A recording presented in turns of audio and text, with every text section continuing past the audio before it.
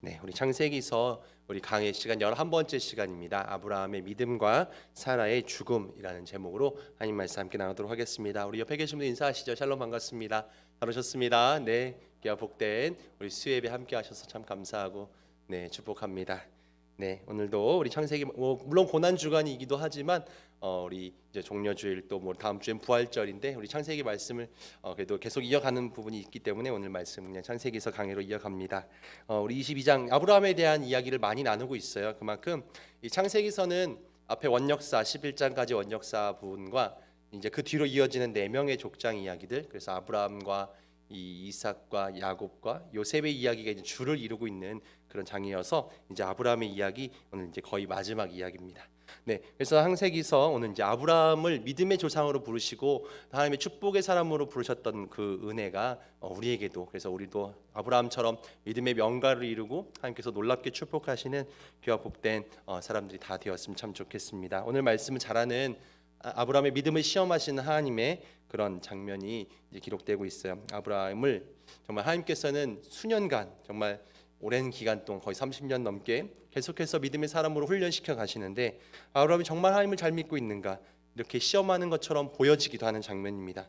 근데 오늘 이야기를 읽다 보면 아브라함을 하나님께서 이 아브라함의 믿음을 시험하시기보다는 이 아브라함 믿음을 그 당시에 살았던 또 그 후대에 나타나게 될 많은 이들에게 아브라함의 믿음을 자랑하시기 위해서 이런 일을 일으키셨다는 것을 알 수 있습니다. 22장 앞부분에 나오는 아브라함의 모습들을 보면 아브라함 믿음이 참 연약한 부분들이 많이 등장합니다. 이 아브라함이 하나님의 말씀을 듣고 또 그 말씀을 믿고 순종해서 믿음의 길을 나서긴 했지만 그 믿음의 길 가운데 늘 현실의 문제가 닥치게 됩니다. 그래서 그 하나님을 온전히 믿지 못해서 애를 태우는 하나님의 마음을 안타깝게 하는 아브라함의 모습이 계속 등장했었습니다. 본토 친척 아비의 집을 떠날 때도 또 정말 온전히 홀로 떠나기를 바라셨지만 아버지를 완전히 떠나기도 쉽지 않았고 또 조카 롯을 데리고 나왔다가 낭패를 보기도 하고 또 자기의 아내를 여동생이라 속이면서 뭔가 인간적인 두려움을 어떻게든 극복해 보려고 하기도 했었고 또 하나님께서 땅과 자손을 준다고 약속하셨는데 자손을 줄 거라는 하나님의 약속을 믿지 못하여서 계속해서 다른 방법들, 종을 통해서 또 여종을 통해서 이렇게 육신의 방법들을 쫓아가는 모습들도 보이게 되고요. 주님께서는 짐승을 쪼개는 언약식, 또 할례를 통한 언약식, 이런 약속들을 계속 하시지만 그때마다 온전히 믿지 못하고 속으로는 비웃는, 실은 하나님께서 과연 어떻게 그게 되겠어라고 그런 믿음의 모습도 보여줬습니다. 하지만 아브라함이 진짜로 이삭을 낳고 나자, 이삭을 얻고 나자 완전히 변하였습니다. 하나님은 정말 말씀대로 행하시는 분이구나. 하나님은 정말 신실하시구나. 하나님은 못하는 일이 없으시구나. 대단하신 분이구나. 그래서 온전히 믿게 되었고 말씀은 드디어 이 아브라함이 온전히 하나님 믿게 되었다라고 말씀하고 있습니다. 이제 22장에서는 온전히 하나님 믿게 된 아브라함을 하나님께서 이제 그의 믿음이 얼마나 달라졌는가, 그의 믿음이 얼마나 대단한가, 이것을 온 세상에게 전하기 위해서 이런 사건을 펼치시는데 이삭을 번제로 바치라는 말도 안 되는 그런 명령으로 오늘 이야기가 시작됩니다. 오늘 말씀 1절 보시면 아브라함을 시험하시려고 되어 있어요. 하나님이 아브라함을 시험하시려고. 우리는 시험하고 있구나, 성경 말씀을 통해서 알고 있지만 아브라함의 입장에서는 이게 시험인지 진짜인지 이게 나를 정말 고통 주려고 하는 건지 알 수가 없습니다. 사실 근데 하나님께서는 이 아브라함의 믿음을 이 시험을 통해서 얼마나 대단한가, 또 실은 아브라함이 얼마나 하나님을 잘 믿는가 하나님이 모르시겠습니까? 보통 우리는 하나님이 우리를 시험한다라고 이야기할 때 하나님이 우리의 상태를 잘 몰라서 우리를 시험하시고 테스트하실까요? 물론 우리는 내가 어떤 시험을 통해서 내가 이 정도 수준이구나를 깨닫게 되지만 하나님께서는 우리의 수준을 너무 잘 알고 계시고 우리의 믿음이나 우리의 상태나 하나님께서도 아브라함의 믿음의 상태를 너무 잘 알고 계셨죠. 그런데 이렇게 시험하는 것은 이 아브라함의 믿음의 수준이 어느 정도 올라왔구나, 이 정도 믿음이 올라왔음을 그런 사람에게 어떻게 축복하시는지를 온 세상이 주변에 있는 사람들이 알게 하려고 하나님께서는 자랑하시려고 오늘의 시험을 준비하셨다는 겁니다. 욥기서에서도 하나님께서 이 사단과의 대화를 통해서 욥의 믿음을 자랑하시는 장면이 나옵니다. 내가 내 종 욥을 주의하여 보았느냐? 그와 같이 온전하고 정직한 사람, 하나님을 경외하고 악에서 떠난 사람은 세상에 없다라고 이 욥의 믿음과 욥의 신실함을 자랑합니다. 그러자 사단이 그런 사람이 어디 있어요? 하나님이 축복하시니까 하나님이 잘해주니까 그 욥이 그렇게 하나님을 잘 믿는 거죠. 그거 다 뺏어도 욥은 나를 배신하지 않을 거라고 하나님은 욥의 믿음을 또한 욥의 신실함을 욥의 대단한 이 마음을 칭찬하십니다. 오늘 본문도 마찬가지로 하나님께서 아브라함의 마음을 몰라서 시험하는 것이 아니라 이런 아브라함의 모습을 통해서 온 세상이 이 하나님의 사람의 믿음인 이 아브라함의 믿음을 온 세상에 알게 하려고 오늘 시험을 준비하셨다는 겁니다. 2절 말씀 보시면 하나님의 마음입니다. 여호와께서 이르시되 내 아들 내 사랑하는 독자 이삭을 데리고 모리아 땅으로 와서 내게 일러준 한 산 거기서 그를 번제로 드리라. 예전 같았으면요 아브라함이 이 좀만 몇 년 전만 해도 이런 질문을 이런 하나님의 시험을 받았다면 분명히 고민했을 겁니다. 내 아내를 여동생이라고 속이듯이 다른 방법이 있을까 아내와 상의하듯이 의논하고 상의하고 뭔가 해결책을 찾으려고 노력하고, 근데 아브라함은 지금 그렇게 하지 않습니다. 바로 순종합니다. 3절 보면 아브라함이 아침에 일찍 일어나 나귀의 안장을 지우고, 물론 저는 아브라함이 그 밤에 얼마나 깊은 고민과 걱정이 있었을까. 하나님 도대체 나에게 왜 이런 말씀을 하셨을까? 왜 이런 시험을 주셨을까? 이 일을 어떻게 행하는 게 옳을까? 내가 아무리 신뢰하고 내가 아무리 정말 목숨보다 더 귀하게 여기는 하나님이시지만 하나님께서 나에게 도대체 이런 시련과 시험을 주신 이유가 무엇일까? 그런데 그 밤새 그가 내린 결론은, 기도하면서 고민하면서 내린 결론은 하나님께서 괜히 이렇게 하셨을 리 없다. 하나님께서는 반드시 계획이 있으시고 이 일을 통해서 또 놀라운 하나님의 뜻을 나에게 보여주실 것이다. 그래서 아내와 상의한다든지 뭔가 다른 방법을 하나님께 뭔가 이 롯을 구해달라고, 소돔과 고모라 성을 구원해달라고 막 하나님과 딜하듯이 기도했던 그런 모습처럼 하나님과 그건 제발 안 됩니다. 어떻게 하나님께서 주신 아들을 그렇게 뺏어갈 수 있습니까? 뭐 이렇게 싸우듯이 기도한 것이 아니라 그저 조용히 다음날 아침에 짐을 꾸리죠.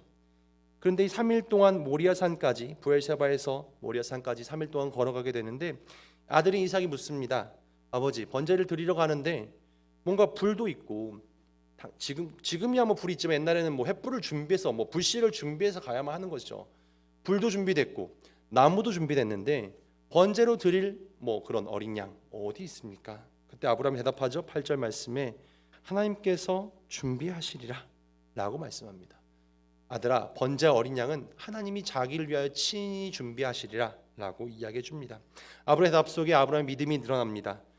이삭, 사실 불가능한 아들이었습니다. 가능하지 않았죠. 자신도 아내도 이미 생식할 능력을 잃었습니다. 그런데 그런 우리에게도 자식을 주셨다면, 그런 우리에게도 이삭을 주셨다면 지금 이 어려운 상황 가운데서도 반드시 주실 것이다, 반드시 해결해 주실 것이다 라는 믿음이 있었습니다. 히브리서 11장에는 아브라함에 대한 이야기가 많이 나오는데요, 히브리 11장 17절부터 19절 말씀 제가 이 아브라함 믿음을 읽어드립니다.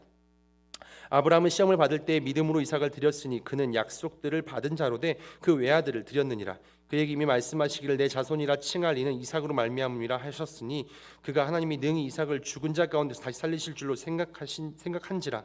비유컨대 그를 죽은 자 가운데서 도로 받은 것이니라. 아멘. 히브리서에서 기자는 이렇게 이야기합니다. 하나님이 능히 죽은 자 가운데서 다시 살리실 줄 믿었다.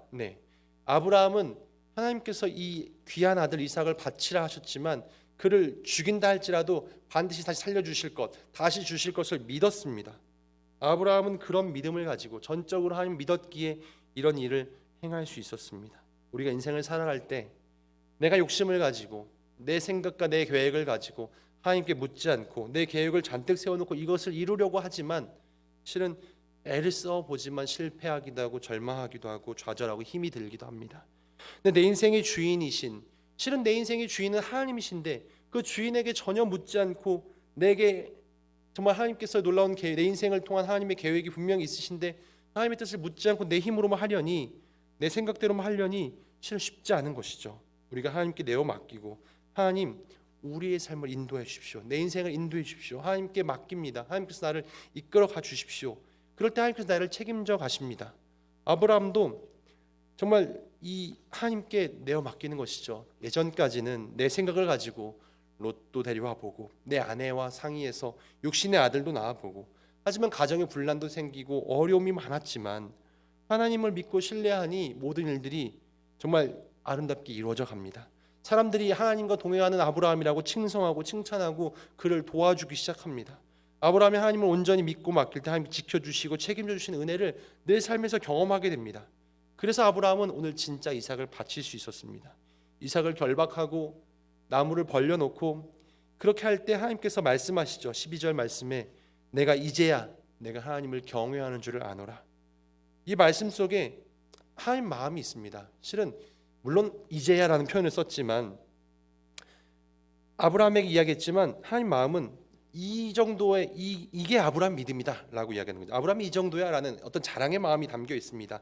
22장 12절 사자가 이르되 그 아이에게 내 손을 대지 말라 그에게 아무 일도 하지 말라 내가 내 아들 내 독자까지도 내게 아끼지 아니하였으니 내가 이제 내가 하나님을 경외하는 줄 아노라. 하나님이 아브라함 믿음을 인정하시고 하나님이 아브라함을 정말 그가 온전하게 모든 것을 하나님께 맡기는 믿음이 됨을 온 세상 가운데 선포하고 있습니다. 내가 정말 그렇게 하나님께 모든 것을 내어 맡기고 온전히 경외하고 온전히 따르는구나. 네, 내가 너를 통해 이제 하나님 나라 이룰 것이다.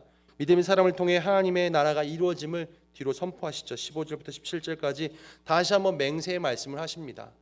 아브라함을 불러서 내가 너를 복주고 처음에 했던 약속을 메시가 하늘의 별과 같이 바다의 모래와 같이 너의 씨가 대적의 성문을 차지해서 늘 항상 이기게 될 것이고 천하 만민이 복받게 될 것이고 네, 복을 나누는 인생, 복을 나누는 민족이 되게 할 것이다. 하나님 나라를 이루어 가시겠다라고 이야기하십니다. 하나님 나라는 믿는 사람, 전적으로 하나님을 믿는 사람을 통하여서 이루어져 갑니다. 우리의 믿음, 내가 전적으로 하나님 믿으면 그 믿음 통하여서 하나님의 복이 우리를 통하여서 세상에 전해집니다. 아브라함이 가능하다면 우리도 가능합니다.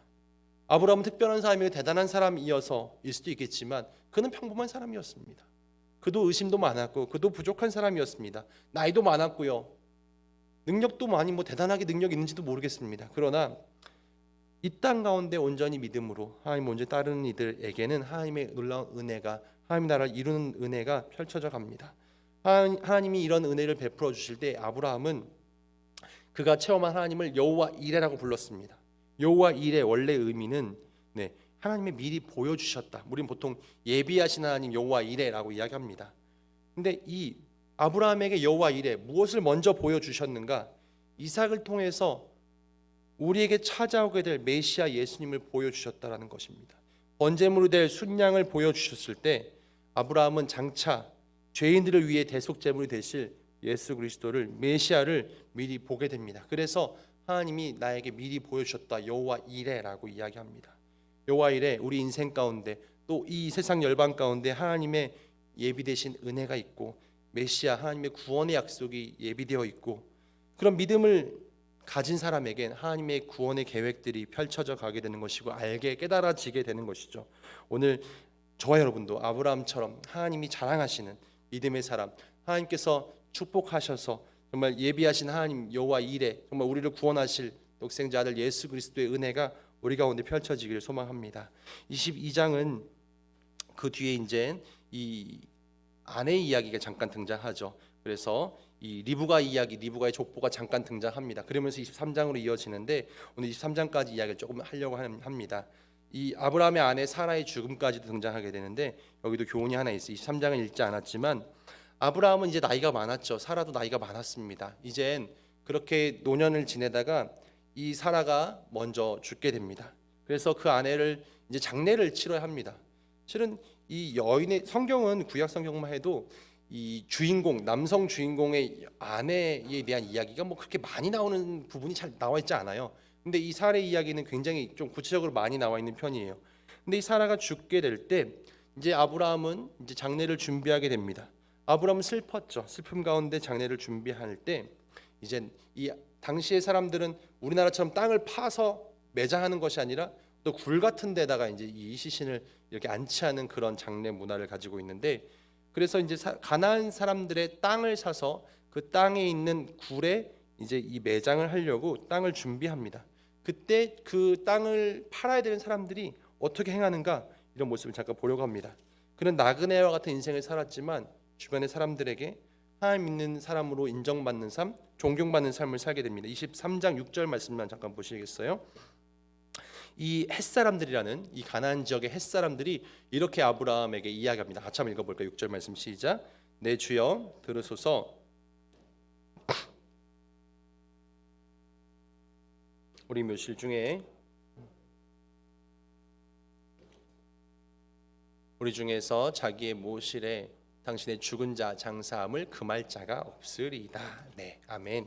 네, 그 햇사람들은 이야기합니다. 우리가 가진 이곳에, 우리 땅에, 우리 굴에, 우리 묘실에, 우리가 우리 선조들을 묻으려고 마련한 이 묘실에 당신의 아내를 그렇게 장사하십시오라고 이야기합니다. 햇사람들이 가나안 사람들이 아브라함을 향해서 하나님이 세운 지도자라고 이야기합니다. 그만큼 아브라함의 삶이 이제 이 이방인들에게도 인정받게 되었고 존경받게 되었습니다. 자신들의 어떤 그런 소유지에 그 묘실의 장사라고 이야기합니다. 굉장한 대우죠. 실은 뭐 저희들은 땅이 잘 없어서 모르겠지만 뭐 선산이 있는 분들이 있어요. 우리 이제 조상들을 모실 또 우리 부모님을 앞으로 모셔야겠다 이렇게 예비해 놓은 분들이 계시잖아요. 근데 그런 지역에다가 그런 땅에다가 당신의 아내를 당신의 부모님을 여기 모시세요라고 이야기하는 게 쉽겠습니까? 쉬운 일 아니지 않습니까? 그런데 이 햇사람들이 이 아브라함의 아내 사라를 여기에 모시라고 이야기합니다. 네, 굉장한 대우죠. 아브라함은 내가 밭도 그냥 하는 거 없다. 내가 밭도 살 것이고 굴도 살 것이다. 내가 살 것이다. 돈을 내고 정당하게 구매할 테니 팔아달라고 이야기합니다. 그때 이번에 햇사람들은 그냥 밭과 굴을 주겠습니다. 우리가 가진 어떤 묘실, 우리 부모님이나 우리 선조들이 있는 묘실에 들어오기는 그래 어려우시겠죠. 그러면 우리가 여기 땅 좋은데 줄 테니까 여기다 장사하십시오라고 이야기합니다. 그러자 네 아브라함은 또 이야기합니다. 우리 11절 말씀도 볼까요? 23장 11절. 네. 내 주여 그리 마시고 내 말을 들으소서. 내가 그 밭을 당신에게 드리고 그 속에 굴도 내게 당신에게 드리되 내가 내 동족 앞에 당신에게 드리오니 당신의 죽은 자를 장사하소서. 네, 그렇죠. 파십시오라고 했더니 이거 드리겠습니다. 훌륭하신 하나님의 지도자이신 아브라함 선생님 어르신 이렇게 하십시오. 우리에게도 영광입니다. 이렇게 이야기하는 겁니다. 아브라함이 아무것도 안 했는데 그 사람들이 그 땅을 그렇게 내어주겠습니까? 아브라함이 양보하고 섬기고 베풀었고 그런 사람들에게 배려했고 인정받았기에 그런 일이 가능했다는 거죠. 사람들이 이렇게 나왔을 때 아브라함은 정중하게 다시 한번 거절합니다. 네, 7절에도 이야기하고 11절을 이야기하지만 그는 몸을 굽혀 절하면서 거절합니다. 네, 신하들이 왕에게 하듯이 최고의 예우를 갖춰서 아브라함은 나이도 많았지만 그 사람들에게 인정받고 존경받는 이였지만 늘 정중하게 거절하고 은 400세겔을 이제 많은 돈을 주고 정당하게 구입을 해서 아내의 묘실을 마련하는 아브라함의 모습이 성경에 기록되고 있습니다. 아브라함이 큰 슬픔을 당했을 때 주위의 사람들이 이렇게 높여주고 칭찬하고 도와주는 모습을 보면서 아브라함이 정말 하나님 믿는 사람으로 본을 보였구나. 이제 아브라함의 인생이 이 아들을 온전히 바치는 모습부터 시작해서 사람들에게 존경받는 모습을 통하여서 정말 주변에 있는 많은 이들에게 인정받게 되었고 칭찬받게 되었고 하나님께도 인정받게 되었고 아브라함의 처음의 모습 볼 때는 이런 모습이 상상이 잘 되어지지 않았었는데 대단한 인생으로 바뀌어졌구나라는 생각을 하게 됩니다. 우리도 세상 속에서 나그네와 같은 인생을 살아가지만 많은 사람들에게 불신자들에게 또한 이웃 사람들에게 이렇게 예수의 사랑을 나누고 예의받는 사람을 통해서 덕을 끼치고 그렇게 삶을 살길 소망합니다. 그리고 사라가 죽게 되었을 때 그는 이렇게 표현되고 있어요. 히브리서 11장 11절 12절 말씀을 여러분이 같이 한번 읽어볼까요? 시작. 믿음으로 사라 자신도 나이가 많아 단산하였으나 잉태할 수 있는 법을 얻었으니 약속하신 이를 미쁘신 줄 알았음이라. 네, 사라는 인생 중에 하나님을 알게 되었고 믿게 되었다. 그는 나그네 같은 인생을 살면서 하나님의 집을 사모하였습니다. 그래서 그는 16절도 볼까요? 사라 인생을 이렇게 또 표현합니다. 11장 16절에요. 나오나요? 그들이 이제는 더 나은 본향을 사모하니 곧 하늘에 있는 것이라. 네, 그는 이 땅 가운데서만이 아니라 더 나은 본향을 사모하게 되었고 하늘에 있는 그 천국을 사모합니다. 이어지는 말씀에 이는 이러므로 하나님이 그들의 하나님의 일컬음 받으심을 부끄러워하지 아니하시고 그들을 위하여 한 성을 예비하셨느니라. 지금은 땅에서 장사 지냈지만 하늘에 있는 성 본향을 사모하는 인생을 살았고 사라는 그래서 영원한 하나님 나라에 가게 되었다라고 히브리서는 이야기합니다. 우리도 그런 말을 씁니다. 누가 돌아가시면 실은 저도 이렇게 얘기했죠. 돌아갔다. 실은 죽었다가 아니라 돌아갔다. 원래 있는 본향, 고향으로 돌아간 것이 우리는 하늘의 정말 사람으로 하늘의 백성으로 이 땅에 살지만 영원한 곳은 다시금 돌아가야 될 곳은 하늘입니다.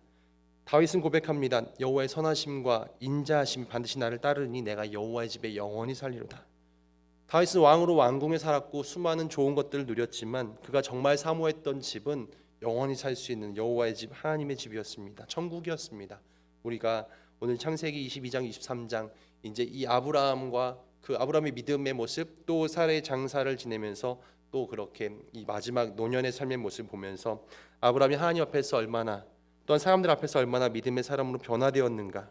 저와 여러분의 삶이 이 땅에 살면서 정말 이런 변화된 믿음, 점점점 성장해서 하나님께 칭찬하시는 믿음의 분량까지, 또 성숙한 신앙의 모습으로 많은 이들에게 칭찬과 존경과 대우를 받는 모습까지 성장하기를 소망합니다.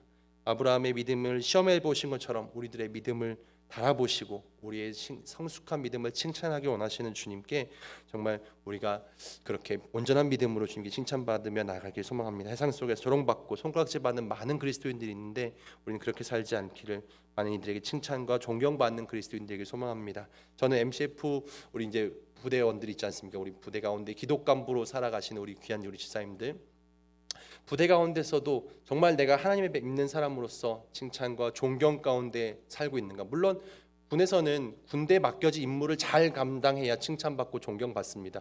훌륭하다, 잘한다, 칭찬받고 인정받습니다. 그러나 우리가 당연히 내게 맡겨진 사명들도 완벽하게 더 잘 해야겠지만 정말 하나님의 백성으로서 누구보다 따뜻하고 누구보다 사랑이 넘치고 그 가운데서 배려하고 누구든지 품어줄 수 있고 정말 하나님의 사람답게 우리가 살아서 정말 기독 간부, 하나님 믿는 사람들, 교회 다니는 우리 사람들은 뭐가 달라도 조금 다르구나라는 평가와 칭찬과 인정이 있어지길 소망합니다. 우리들의 모습이 늘 그렇게 살아가게 될 때 많은 이들에게 칭찬받는 성숙한 하나님의 칭찬받는 이들로 서게 될 것이며, 그런 이들은 영원한 하나님 나라 본향을 사모하여 누리게 되는 그런 우리가 될 것입니다. 오늘 말씀 마치면서 더욱더 우리가 그렇게 되길 소망합니다. 기도하겠습니다.